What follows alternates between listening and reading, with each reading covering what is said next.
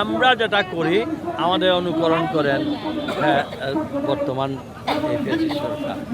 ঠিক আমরা যেদিন কোনো কর্মসূচি দেব তারা বলেন শান্তি সমাবেশ, আর ওই নামে তারা অশান্তির সৃষ্টি করে।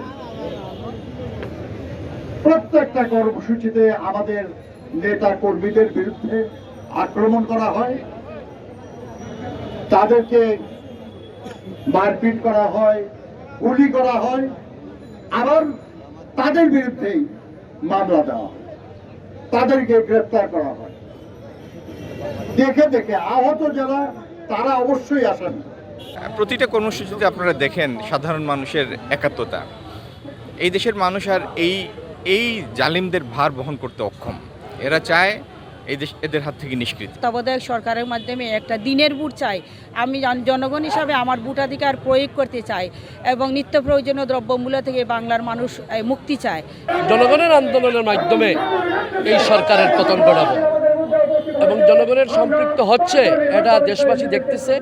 ইনশাল্লাহ অচিরেই আরও জনগণের স্বতঃস্ফূর্ত অংশগ্রহণের মাধ্যমে এই ফ্যাসিবাদী সরকার, এই অবৈধ সরকার হটিয়ে জনগণের সরকার প্রতিষ্ঠিত হবে।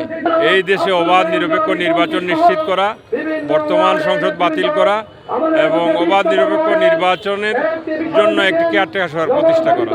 এই অবৈধ প্রধানমন্ত্রীর উদ্দেশ্যে আমরা বলবো, উনি যদি পদত্যাগ না করেন তাহলে আমাদের যে আন্দোলন শুরু হয়েছে সেই আন্দোলন তীব্র থেকে তীব্র হবে। আন্দোলন সংগ্রামের মাধ্যমেই এই অবৈধ প্রধানমন্ত্রী শেখ হাসিনাকে বিদায় নিতে হবে ইনশাআল্লাহ। আমরা এখন যদি আমরা নিয়মতান্ত্রিক পদ্ধতিতে জনগণকে আমরা সম্পৃক্ত করে আমরা আমাদের দাবি দেওয়ার জন্য, আপনারা দেখেন এত জ্বর ভিতরে জনগণ স্বতঃস্ফূর্তভাবে আমাদের এই 10 দফা দাবিকে সমর্থন করেছে। পরে দেশ নির্মাণে যে জনাব তারেক রহমান যে 27 দফা দাবি, যে এটার প্রতি জনগণের সমর্থন রয়েছে।